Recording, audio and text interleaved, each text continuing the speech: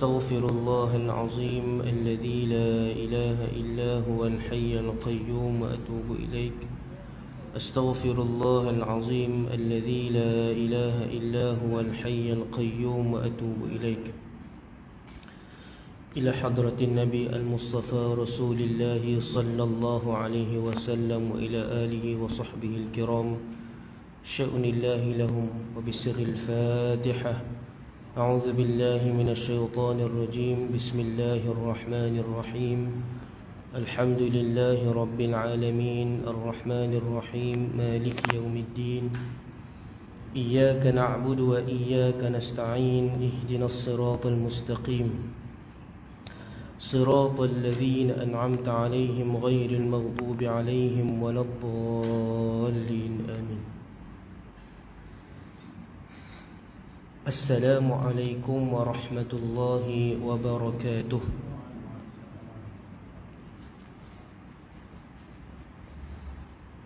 الحمد لله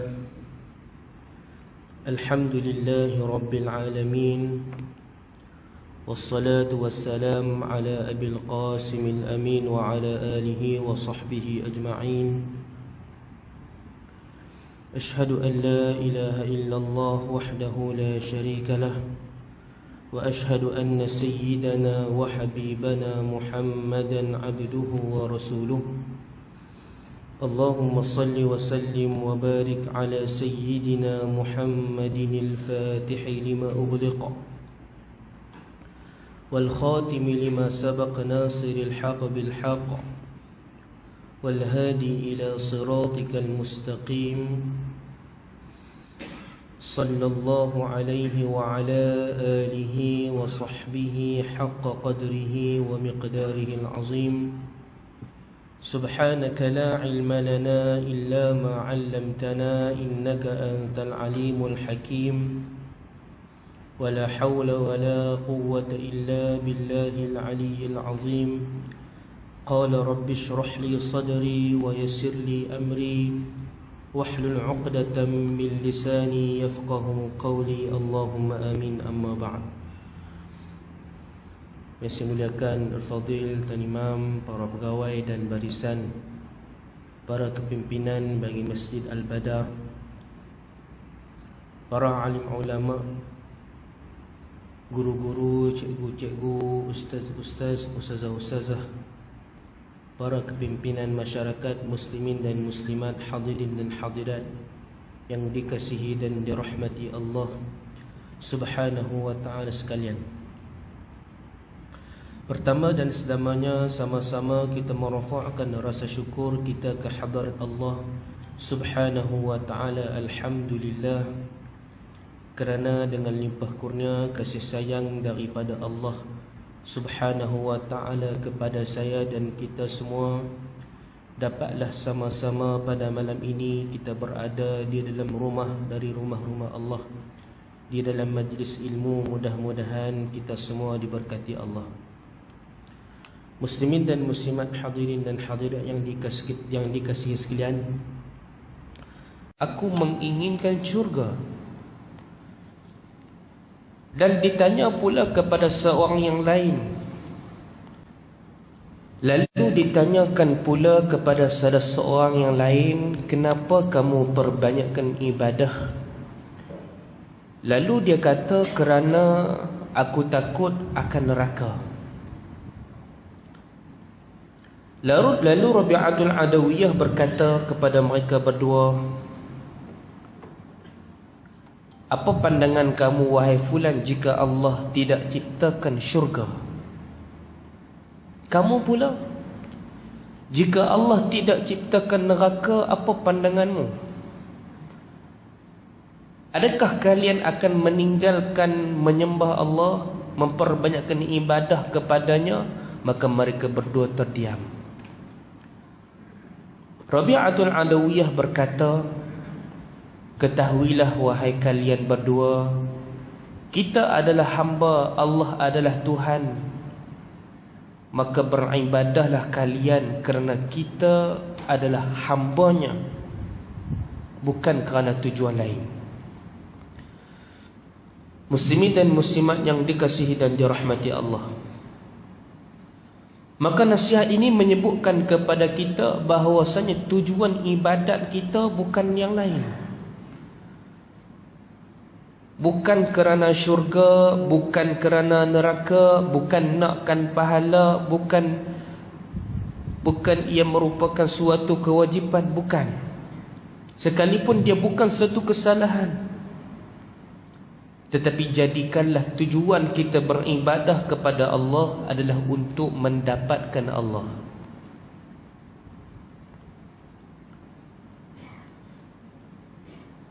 Dan katanya cita-cita yang paling besar dalam hidup kita adalah menjadi hamba Allah. Muslimin dan muslimat, hadirin dan hadirat yang dikasihi dan dirahmati Allah, manusia dalam kehidupan dunia terbahagi kepada tiga. Manusia dalam kehidupan dunia ini terbahagi kepada tiga. Yang pertama adalah hamba kepada dunia. Yang kedua, hamba kepada nafsu. Dan yang ketiga adalah hamba kepada Allah. Yang pertama, hamba kepada dunia, termasuk dunia adalah harta, termasuk dunia adalah pangkat, hatta termasuk dunia adalah anak isteri kita. Maka Allah berfirman, la tulhikum amwalukum wala auladukum an dzikrillah. Wahai orang beriman, jangan kamu jadikan harta dan anak pinak kamu ini sesuatu yang boleh melalaikan kamu dari mengingati Allah. Maka orang yang menjadikan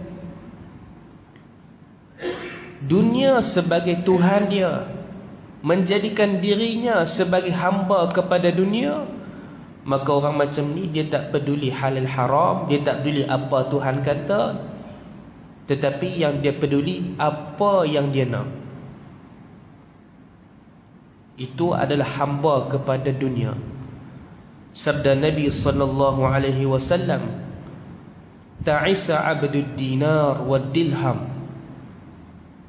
Celakalah hamba kepada dinar dan dirham. Maka ini golongan manusia yang pertama, iaitu hamba kepada dunia.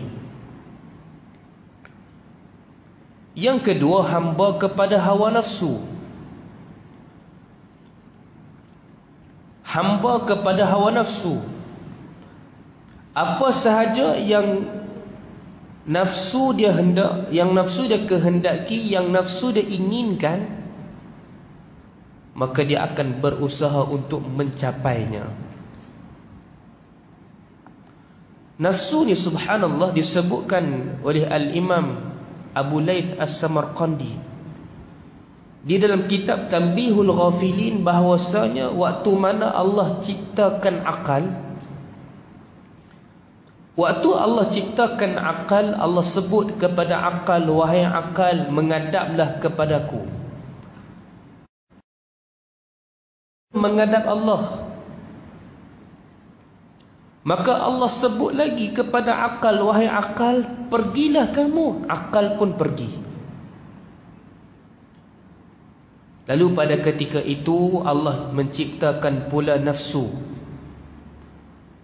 Lalu Allah berfirman kepada nafsu, wahai nafsu, datanglah menghadapku. Apa nafsu kata, tuan-tuan? Nafsu tak kata apa, dia diam ya. Dia tak sahut pun perintah Allah.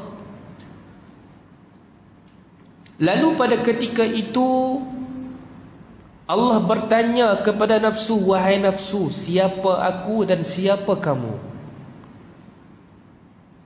Nafsu pun sebut, anta anta wa ana ana. Kamu kamulah, aku akulah. Lalu pada ketika itu disebutkan bahawa Allah memasukkan nafsu ke dalam api neraka.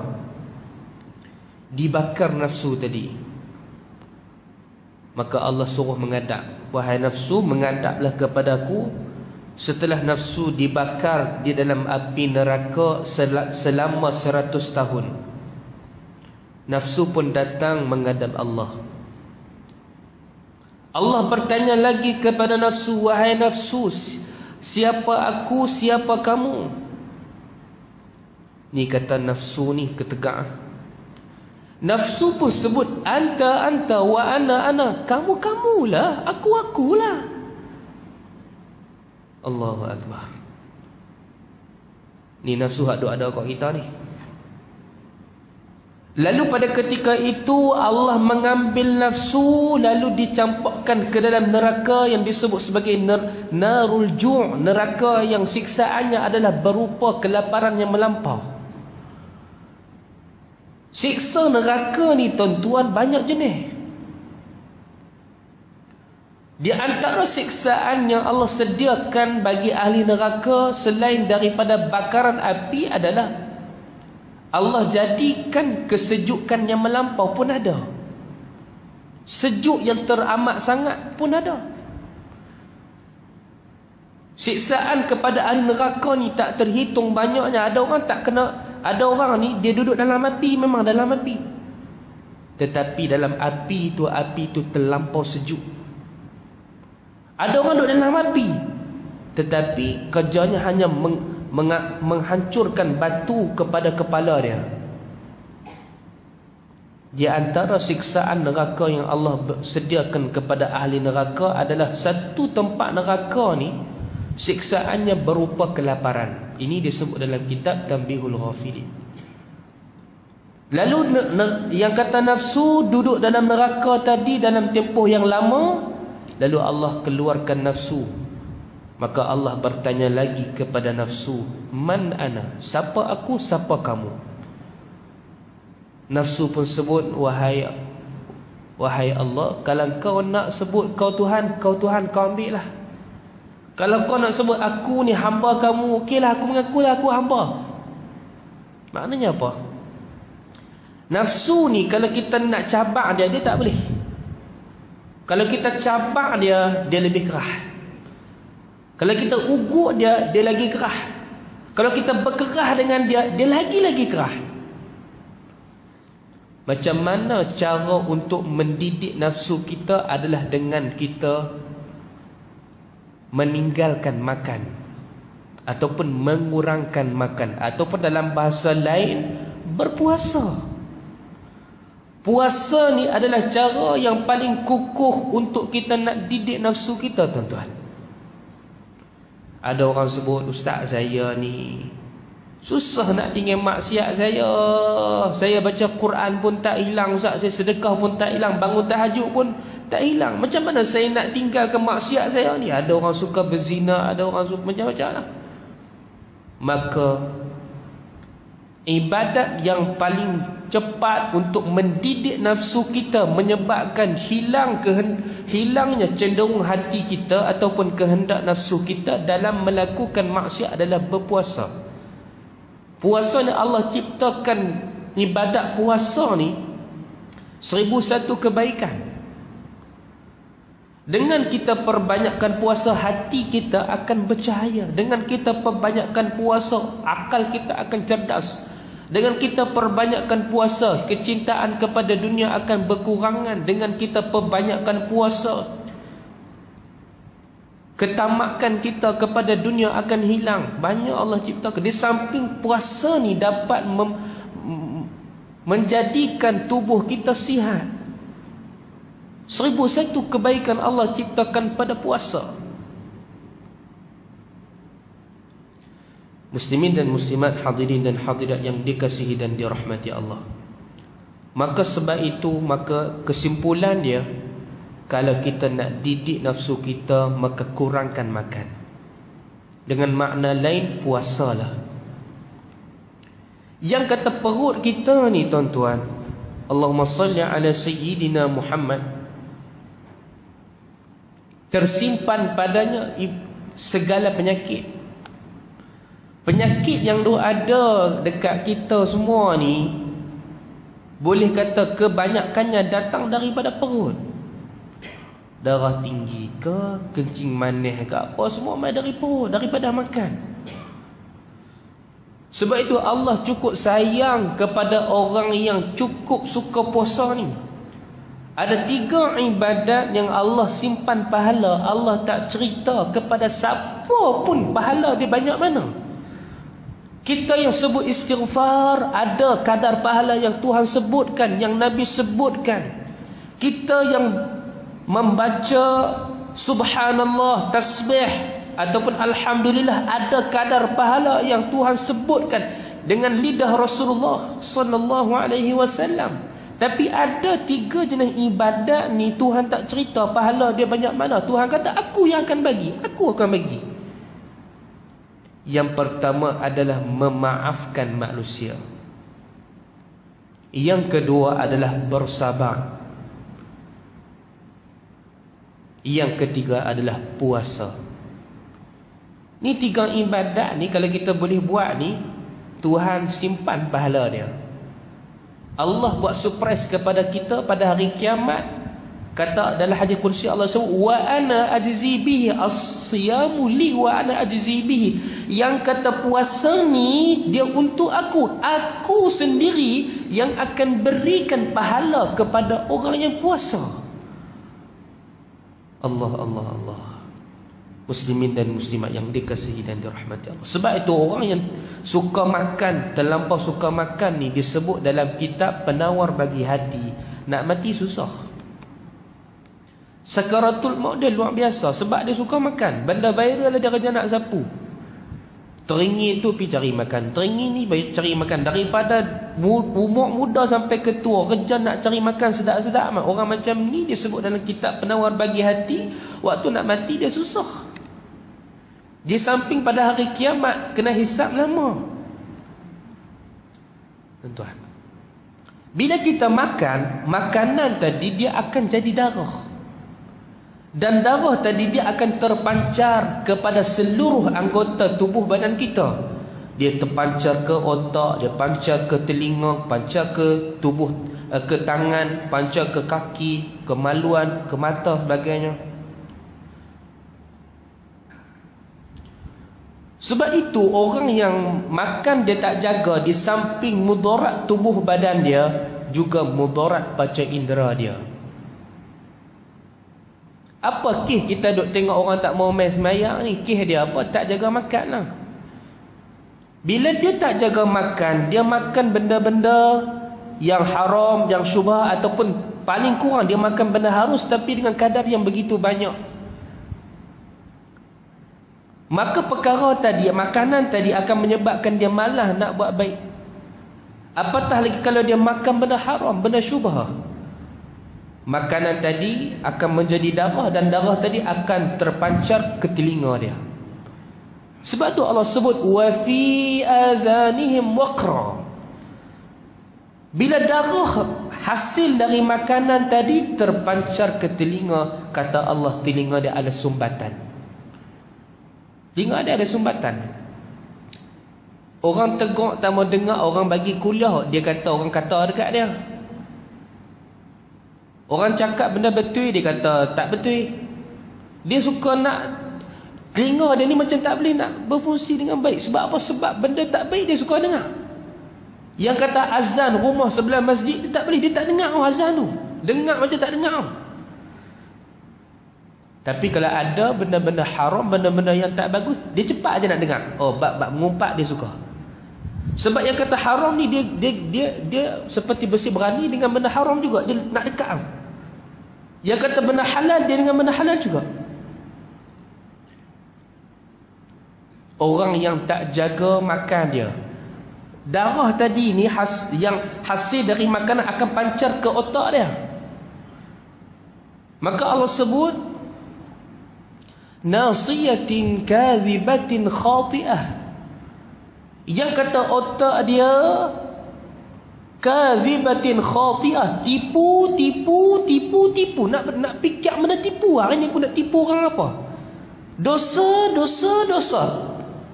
Otak dia ni, sebab apa? Hasil dari makanan tak jaga, otak dia pun dah tak boleh fikir benda tak bagus. Benda yang bagus, dia hanya fikir benda tak bagus.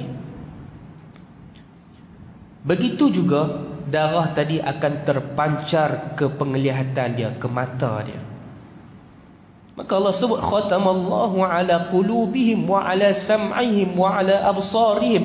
Tuhan peteri hati dia ni, Tuhan peteri pendengaran dia, Tuhan peteri penglihatan dia. Sampai dia tengok isteri yang halal pun dia tak suka dah, tapi hak haram dia juga suka. Muslimin dan muslimat, semua berpunca daripada makan. Makan tak bagus, makan tak jaga, dia akan memberi impak yang besar dalam kehidupan kita. Maka yang kedua adalah hamba kepada nafsu. Allah mengecam orang-orang yang menjadikan nafsunya sebagai Tuhan. Afara'aita man ittakhadha ilahahu hawa. Kata Allah, kamu tak tengokkah kepada orang yang menjadikan nafsu dia sebagai Tuhan? Wa adallahu Allahu ala ilmin. Walaupun dia orang yang mempunyai ilmu pengetahuan, maka Allah sesatkan dia sekali dengan ilmu-ilmu dia. Yang ketiga ni yang kita nak bicara, iaitu orang yang menjadi hamba kepada Allah. Hamba kepada Allah. Kita semua mengaku kita hamba Allah. Bila kita tulis, kita bagi sumbangan, kita tulis hamba Allah. Persoalannya di sini, Allah iktiraf tak kita sebagai hamba dia? Itu persoalan. Kalau Allah iktiraf kita sebagai hamba dia, maka syaitan tidak akan mampu menguasai kita walaupun sedikit. Syaitan tak boleh buat apa kepada kita. Sebab apa? Sebab kita ni Tuhan kata hamba dia. Macam Rasulullah itu, Allah iktiraf dalam surah Al-Isra ayat pertama bahawa Rasulullah ni hamba aku. Subhanalladzi asra bi'abdihi lailan minal masjidil haram. Maha suci Allah yang memperjalankan hamba dia. Tuhan mengaku, Tuhan iktiraf Rasulullah itu hamba Allah.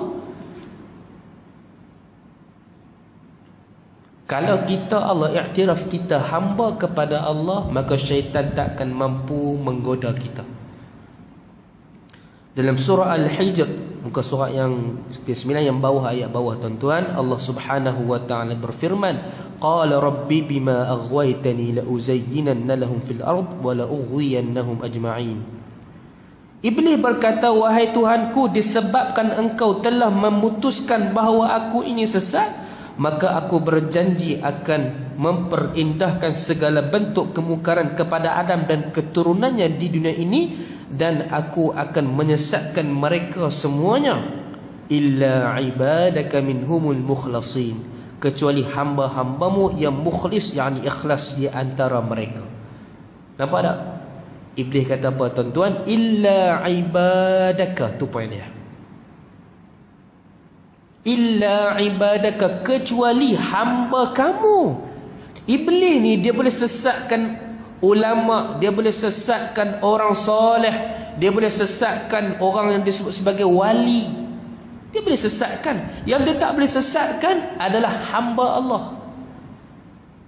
Orang yang Allah iktiraf dia tu hamba Allah, walaupun dia orang tak ada ilmu, dia orang biasa, dia bukan ustaz, dia bukan orang alim, dia bukan siapa-siapa, tetapi Allah iktiraf dia ni hamba aku. Perwatakannya seperti hamba Allah, dalaman dia adalah hamba kepada Allah. Maka iblis tak mampu sesatkan orang macam ni. Tentu